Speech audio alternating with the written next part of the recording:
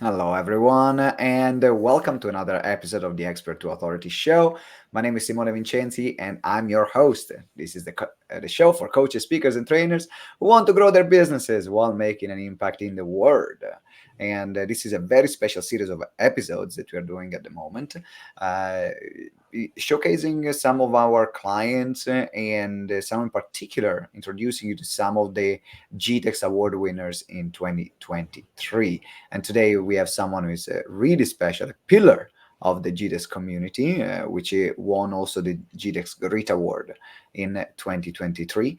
We're going to talk in this interview about how to really move forward and face really challenging situations and what mindset to have and how can you turn really almost like critical, almost desperate situations and overcome them and actually come out victorious on the other side. So there is a lot to unpack, and that's why I want to welcome to the show the one and only Caroline Cooper. Hi.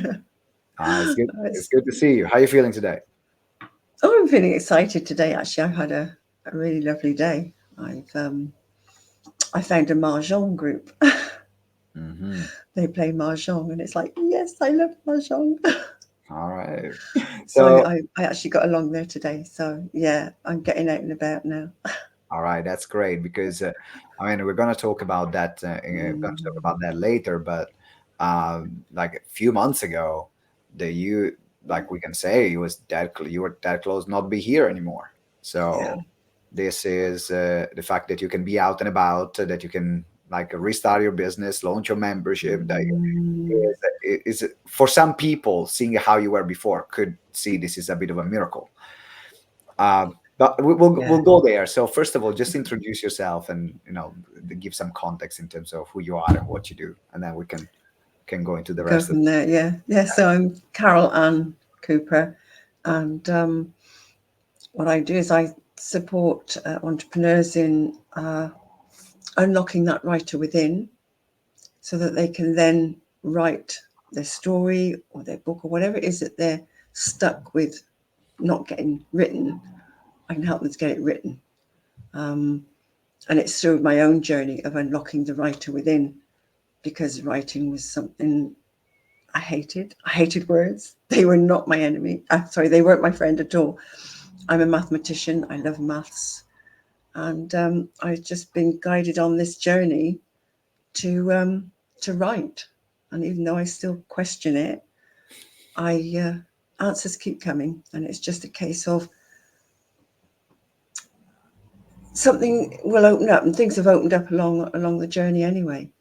But it's Mhm. been really interesting um, unlocking that writer within and helping others with the tools and skills that I've now got to help them to write in a different way. It's help them to open up ways of writing that they hadn't realized was in there Yeah. with them. It's improved their writing. It's also in some of them they found a joy with writing, or they reconnected with the joy they once had. You know, it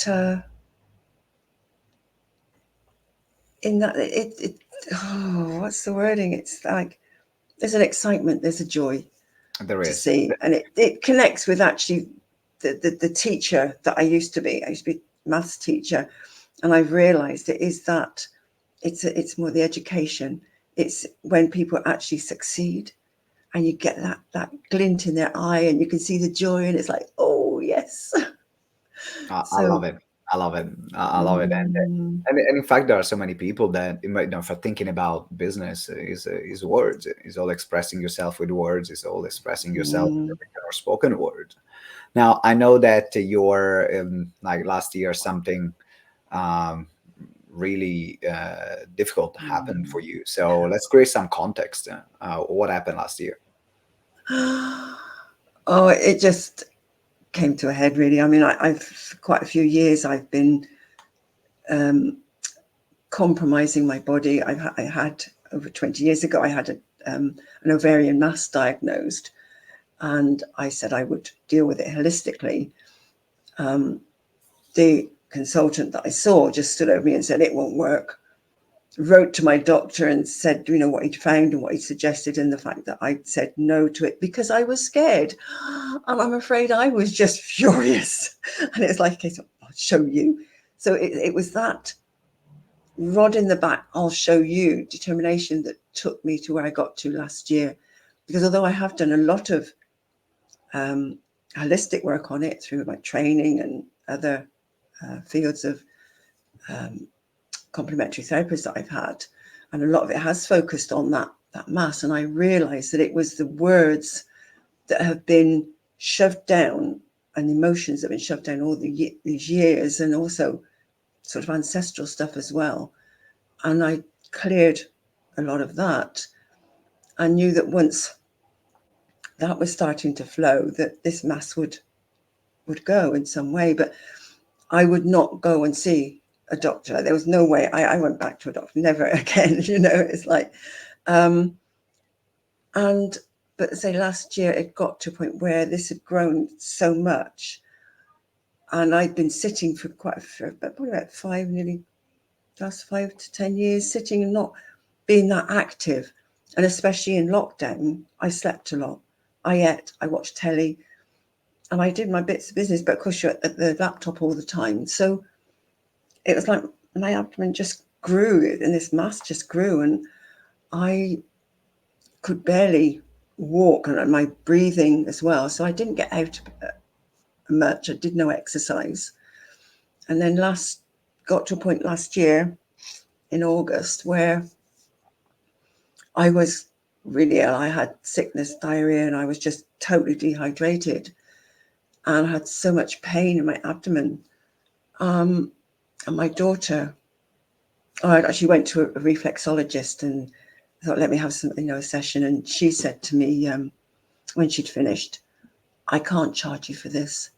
You're too ill. You really ought to go to see a doctor. And I was going, oh, no, no, no. Anyway, that was a Saturday. On the Sunday, when my daughter came home and she said to me, Mum, please, will you see a doctor or go to hospital? She said, because I don't know if I'm going to come home and find you dead or alive. The children are worried, my grandchildren, they're worried, they're scared. And it hit me. It just went, ooh. And I went, okay. And we had some phone calls. We rang 111, and it was the perfect timing, because it's as if angels were with me, because the conversations I had were so smooth, they were supportive, and it was quite magical. But yeah, it was that conversation that just went, okay, I need to do something now. So what would you say to people that they know that they need to do something about it, but like you, they might have resistances? Um, and what would you say to them that really helped you really prioritize this or change your approach as well after many years of dealing it in a different way? I think because I knew that I was destroying my body and I didn't know how to stop. And I did, it was long before I had that conversation with my daughter, that happened. I'd actually thought, well, what is it that's holding back? What is it that's taking me to this point that I can't seem to stop destroying my body? And I went in and did some inner work, and I discovered I didn't like myself. I didn't love myself, and I didn't want to be alive. And it was like, okay, I got it. And so I transformed that. And it's like, oh, right. Yeah. I brought that round so that, yes, I want to be alive. And I think that's what then opened up the journey to me, then being able to say, okay. But also, I think it was that supported me through what then happened when I went into hospital That and makes where sense. I got to, because I did want to live. Yeah. How was your reaction when you finally pinpointed why you were destroying your body.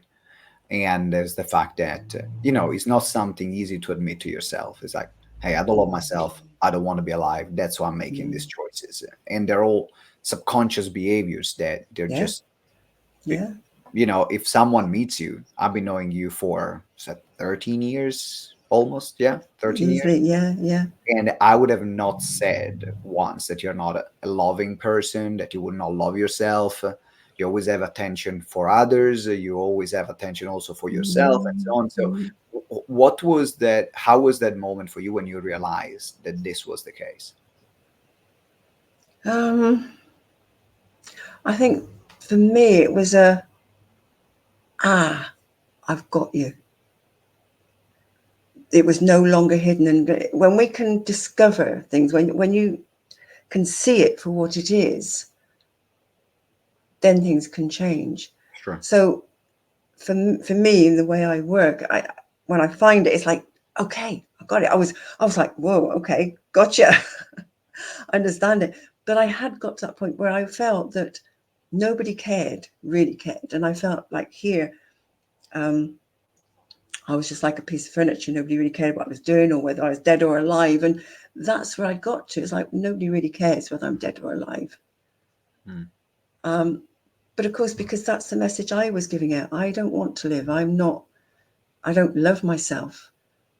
So how can anybody else? You put up that barrier, you put it up. And so that's how it seems. It's what I'm saying to myself. It's not the truth at all. And this is what I realize is we feed ourselves some incredible lies.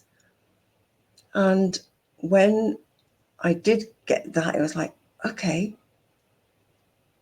I got it.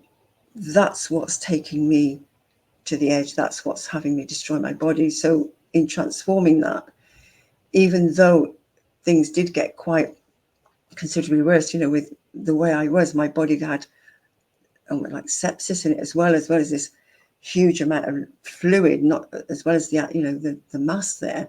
Because when I did get into hospital, they were really concerned. They didn't think even then that I would have Mm. whether I was going to make through the night or there's sort of quite a lot of concern. But I think discovering it is actually it's not as shocking as you might think, because then you can deal with it. Yeah. Once you know it and you can Isn't it face it, kind you of, can isn't deal it with kind of it. liberating as well? Sorry? Isn't it kind of liberating when you find it? Yes. Yeah. Because I had a few realizations about myself and the way some decisions that I made that were definitely Mm. subconscious, and I had them in December. And as much as it was like, oh, this is why I'm in this situation, this is why I'm making these decisions. At the same time, it felt empowering. Mm. Now I finally knew what I Yes. could deal with, what I could change. Yeah. And I think the message here for everyone that is listening or watching right now is, you it's important to find out what is the reason why you find yourself in certain situation. What is the reason why you Mm. have these behaviors, and then really dig deeper there and say, okay, why am I having this situation? Why am I having those behaviors? And then see what comes up out Yeah. of it, because then you can do something about it. As freeing is empowering. Mm. I want to fast forward because then you go into hospital. Then Mm-hmm. after a few days, I think if I remember well, then you had surgery, and It was a few weeks before I few had weeks surgery. few weeks Mm. before you had Yeah. surgery, Because and there they was a lot. actually drained, they started off by draining the fluid, and they drained 7 liters of fluid from my abdomen.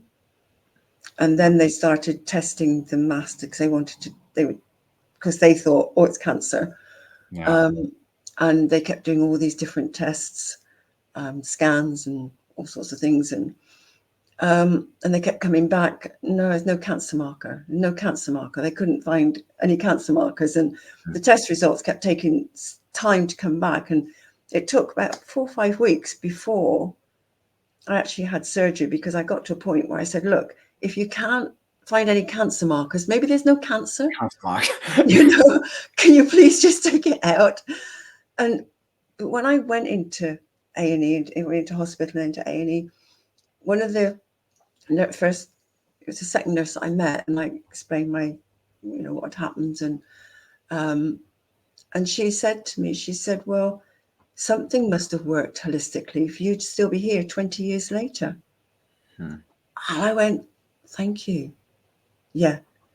So a part of me knew that there was no cancer there. It was at that point, it was ready to come out, It was ready to And go. yeah, but I eventually, through other conversations, someone that my daughter got to know, who knew that the consultant said, you need to speak to Mr. Watson. The appointment was made, so I had a conversation with him, and he was saying, "Oh, it's a bit risky. I don't know. It's a bit too risky." And I said to him, "Well, I'm dead if you don't, and if you do, I at least have the chance of life." And bless him, I mean, a wonderful man. He decided, he took the risk. He said, "Okay, I'll do it." And he did. Everything aligned, and it happened. But they had to make sure there was a bed in ICU first before they could operate. And then I went into ICU, and I was there for a few What weeks. I'm interested in knowing is also for everyone here, what was your mindset while you were going through these moments? Because you have people around you, doctors, nurses, family members, worried that you will not make. I was receiving messages from your daughter. We were worried. I was like, okay, no. Like, okay, just send Yeah. positive energy, and Caroline is gonna be fine, and it's gonna be okay. But I gotta lie. Like, I would lie if I would say I would not. We were worried ourselves in particular. And what was your mindset in those moments while you were waiting for that surgery? Oh, up and down. Because it was also, we had a couple of weeks of hot weather as well. So in the hospital, I was just so hot and uncomfortable, and it was, I guess it was a strength of mind of, okay, we get through this day, we get through this day. And even when there were times when they said, oh, we've got to wait another week before we're going to be able to discuss it, and it was like, oh, and I could feel myself go down. I don't know, there's just some inner strength and just a focus, and this is going to happen. But I was also aware of, there's a lady that I know, Aurora, like, she had some healing with her last year, and she'd been sending me healing, but she was sending me healing all the time. I was in hospital twice a day. And but I also was aware of, as people got to know, them sending prayers. And absolutely incredible, the support I could feel from people when they knew and were sending the sort of healing prayers. But I have a very strong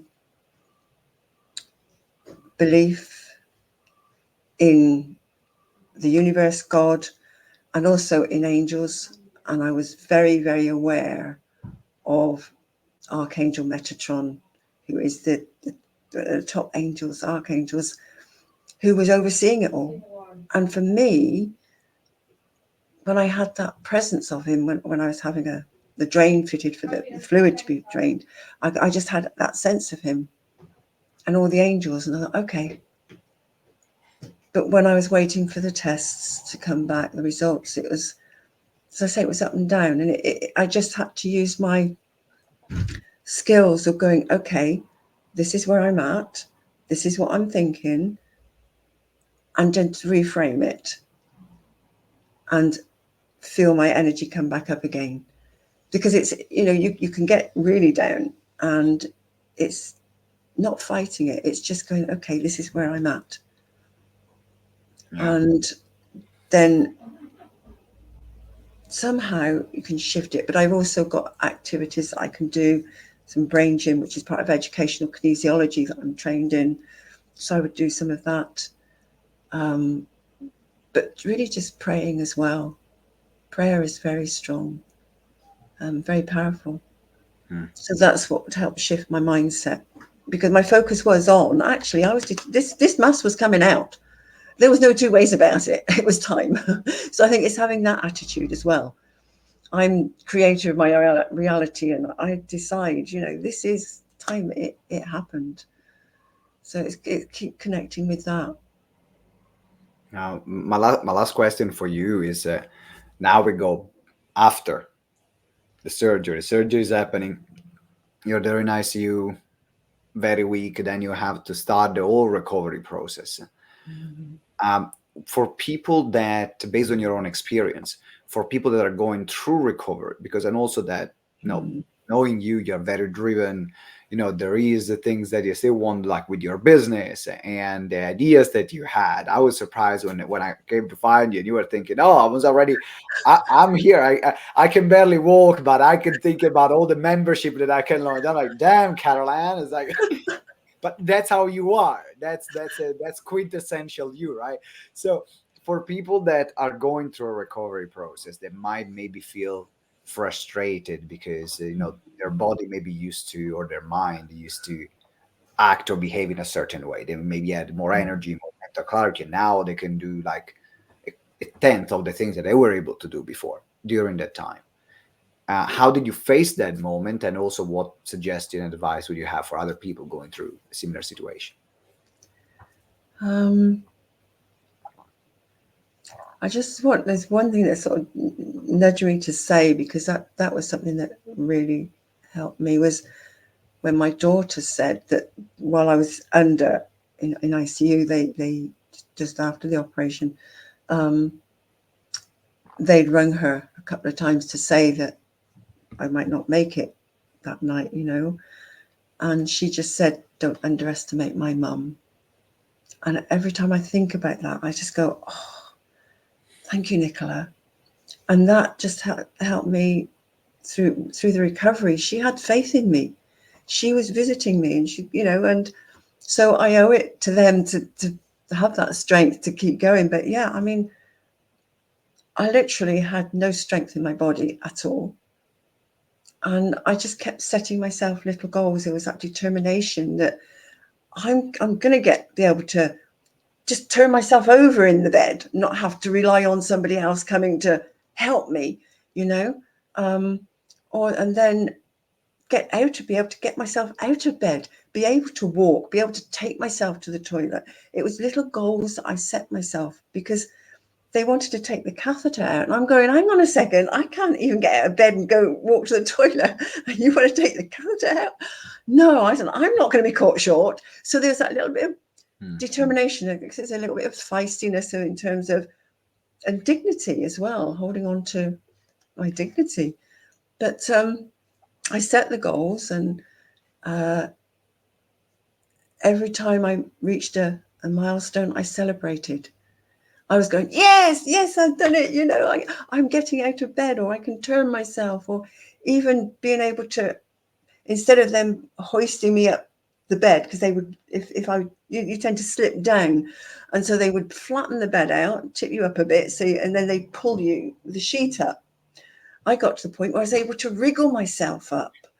And so, so little things like that. I was just thinking, oh, great, I can do that. I was then able to get myself out of bed, or with help, and then walk. But it's just being positive, and because actually being in a hospital is a waiting game.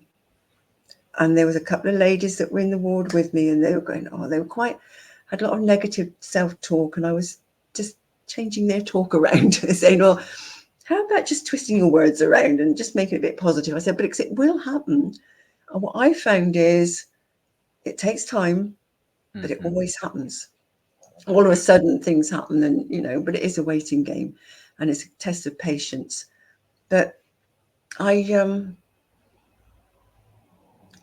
did have times where I cried, and there's a few times that I've cried in a way I haven't cried in years. And it was just allowing that release of emotion out. And if you do cry, let yourself cry.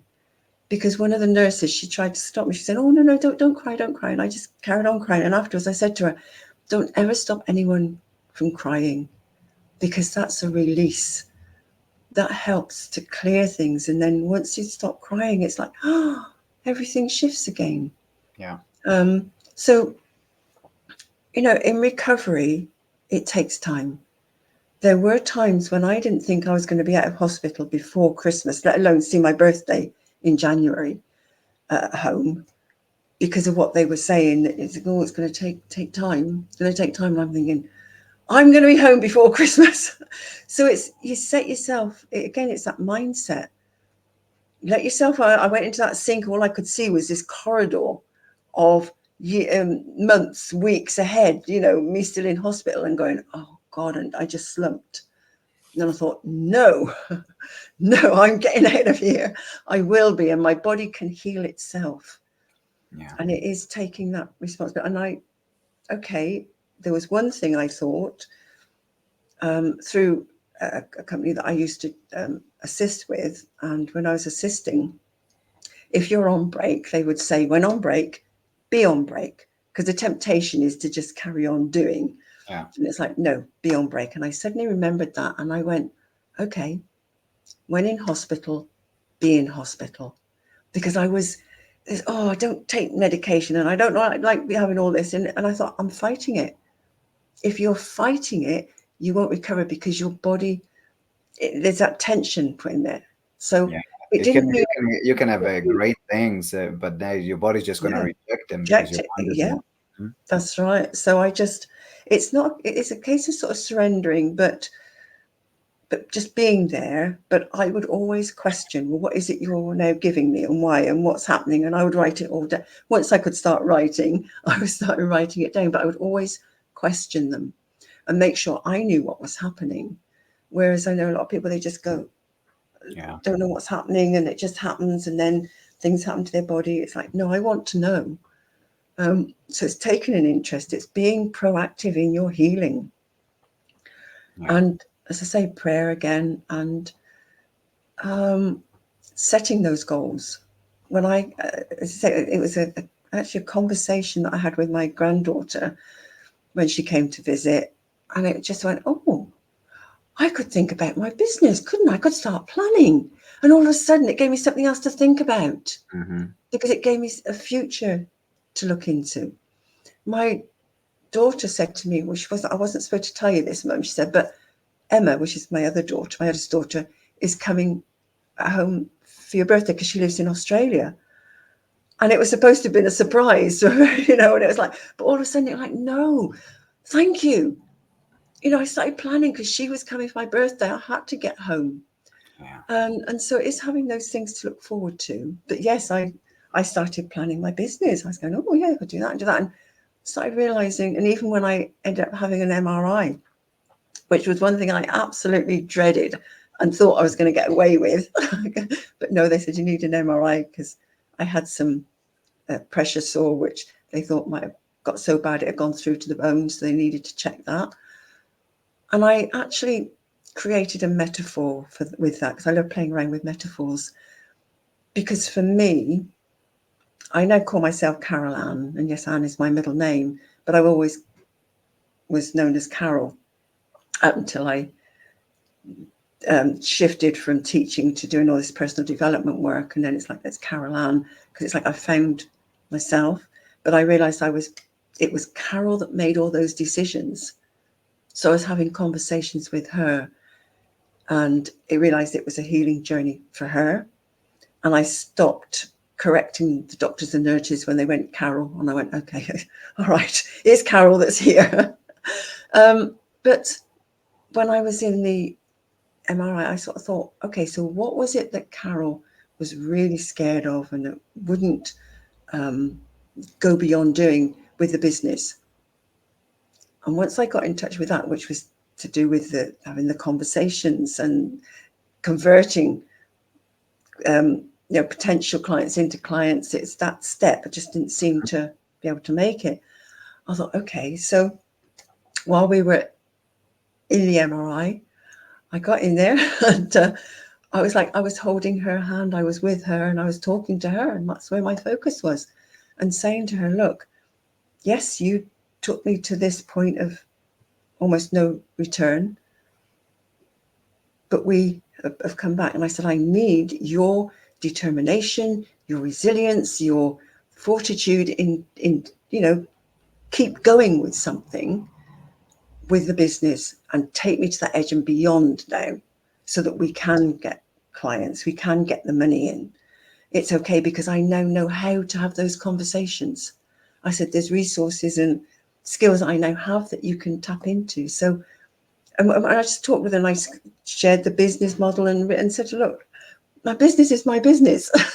I decide how it's going to run, and I got my packages sorted out, and I was talking with her, and I could just feel this shift, and then invited her to just grow up inside me and join me.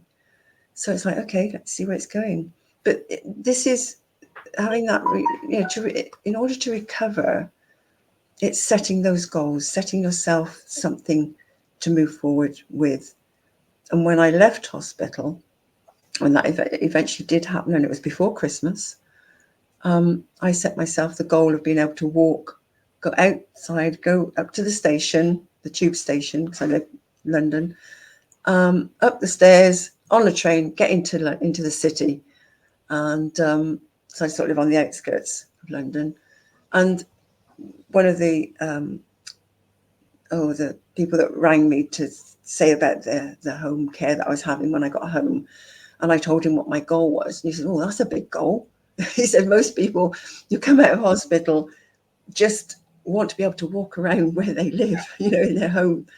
And I said, "Well, I just do it bit by bit," and I did. And you got there. And I also set a target. I messaged a couple of friends and said, "Look, I'd like to meet up in person." I set myself this goal: December the 30th. Can we meet up? So that was a 6-week ahead. Yeah. And I got there. It's like, yes, I met up. There is a lot to unpack in this interview. In fact, probably this is the last part, because you talked about having someone that has belief in you. Your daughter gave you that belief that in the moment where you needed the most. Then setting yourself micro goals and celebrating them. And we talked about integrating part and using this experience as a healing process, as a healing journey, and be able to integrate different parts of yourself, where maybe there was a part of you that made decisions years ago, decades ago, and still is running the decisions, how you're living your life today, now that you're a different person, exploring that. There's definitely a lot here.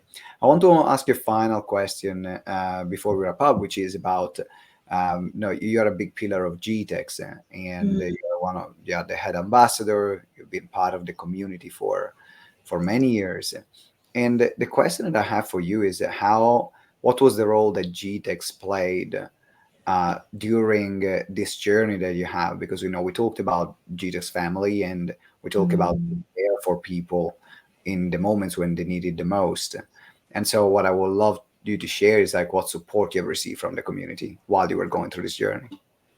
There were, she say, it's a beautiful family community, and there were, because my daughter, because I couldn't send out messages, I couldn't function my brain, and I was talking to my daughter and got her to send out messages, and there were a few times where a message came and Nikki said, "Oh, do you know this person?"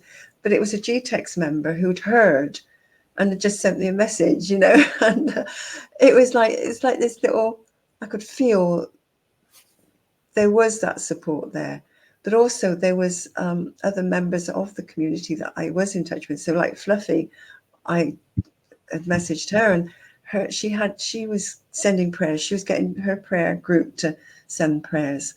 And so it's that when you're part of a community, because I had other communities the same, and they were doing the same, but it's this with GTeX as well. You've got that. I call it a family, because everybody supports each other, and they're concerned about each other. And so knowing that it was there gave me that.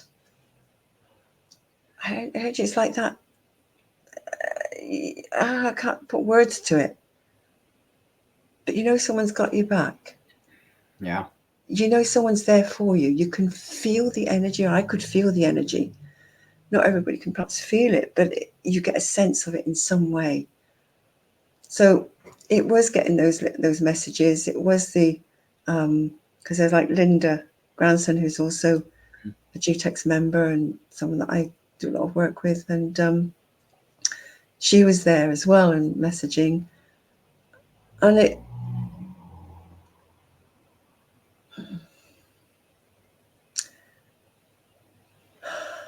I can't really put into words how comforting it was. And also when you asked to visit as well, there were people that had asked to visit, and I couldn't really face it at the time, but there were a couple of people in there. I sort of said, okay, there was a couple of people I know that I said, yeah, I can have that visit, and also you were one of them. But by which time I then got home, like I wasn't in hospital anymore. But that visit, and I don't know, it just, there's a warmth in my heart, and it just gives me that people do care, and it just proved that old voice that when nobody really cares whether you're dead or alive is not true. They do care. You might not hear it all the time, but it's there. And that's what the GTeX community gave me, was another voice that said, yes, we do care, and we want you back with us. Oh, And that returning, and people are going, oh, it's nice to see you again, and it's that's like, so what so happened? great. And it's that interest, and it's like, oh my god, It's so great to see you back, and definitely I Yeah. gotta say, wrapping up, that the this is why we have created GTeX. Is of course we do training and business, but we are a community, and it Yeah, becomes another additional family that you choose to have, and you yeah. build some great relationships over the years with people, and that's why people responded back with that love, with that Mhm. care. And now I gotta say that your role as a head ambassador was missed, as we had a few conversations about it. So I was really happy that you came back and took the role. All right, Caroline, I Yeah. gotta say, I'm really happy we managed to have this interview. Thank you. Congratulations for winning the Great Award. There is no one that is more deserving than you, for what you went through, for the grit that you showed, in being here, in being alive, and restarting your business after this experience that was very hard. Yeah. So welcome back, and on Yeah. behalf of the Digitus family and everyone is watching or listening, wish you all the best moving forward as well. Thank you and thank you for the award. It was, it was a very pleasant surprise. I was just like, oh, thank you. Yeah. Yeah. All right, everyone. Thank you for watching. Thank you for listening. If you're having a tough time, remember that if you can surround yourself with great people around you who believe in you, then you can move past and using these experiences as a healing journey. Yeah. If you haven't subscribed to the show, make sure you subscribe and also leave us a review. It's good for the guests, it's good for the show, it's good for my ego, it's good for everyone. So looking forward to seeing these reviews, and until next time, remember that together we grow So, exponentially. Ciao. bye.